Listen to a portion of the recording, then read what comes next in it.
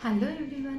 आज का ये वीडियो उनके लिए है जिन्होंने 1 से 2 बार एंटीबायोटिक लिए हैं। इवन एक एक महीना या काफ़ी दिन उनके कोल्ड कफ फिनिश नहीं होता है। उन लोगों में हमें क्या डोज फॉलो करने हैं, ये आज हम इस वीडियो में देखेंगे। कोल्ड कफ में हमें air exposure, sunlight exposure, even pollution से बचना है। एसी, एयर कंडीशनर से हमें दूर रहना है। ल्यूकम वाटर, हॉट वाटर और सूप्स हम पी सकते हैं। Deep fried, spicy and outside food avoid करना चाहिए।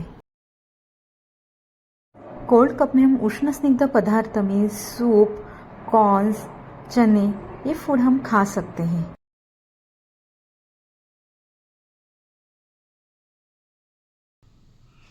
कोल्ड और कफ की वजह से जिसको भी सांस लेने में दिक्कत आती है, जिनका कफ नहीं छूट रहा है, वो लोग अपनी चेस्ट पे सरसों के ऑयल में थोड़ा सेंधा नमक, सरसों का ऑयल गरम करके उसमें सेंधा नमक मिक्स करके उसका मसाज कर सकते हैं। ये हम बच्चों में भी कर सकते हैं या बेबी विक्स जैसे मेडिसिन यूज़ कर सकते हैं।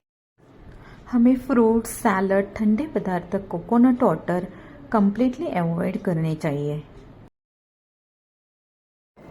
कोल्ड कफ में मेडिकेटेड और प्लेन वाटर, स्टीम, अजवायन और अदर मेडिसिन की पोटली से हम सेक सकते हैं। Avoid chilled water and cold drinks. Cold cup की कंडीशन में पहले तो हमें अच्छे से न्यूट्रिशियस फूड लेना है। ये इसलिए कि हमारी इम्यूनिटी अच्छी रहे। अगर हमारी इम्यूनिटी अच्छी है तो हम इस इन्फेक्शन को फेस कर सकते हैं।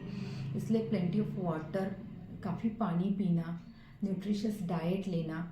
कई आयुर्वेदिक मेडिसिन भी रहते हैं जैसे सीतोपलादी चूर्ण, तालीसादी चूर्ण, मुलेठी या ज्येष्ठमध, वसा का अडुलसा, तुलसी, हनी, टंकन, गिलोय, ये चूर्ण या इसके मेडिसिन्स हम यूज़ कर सकते हैं ताकि एलोपैथी मेडिसिन के साइड इफ़ेक्ट ना आ जाए।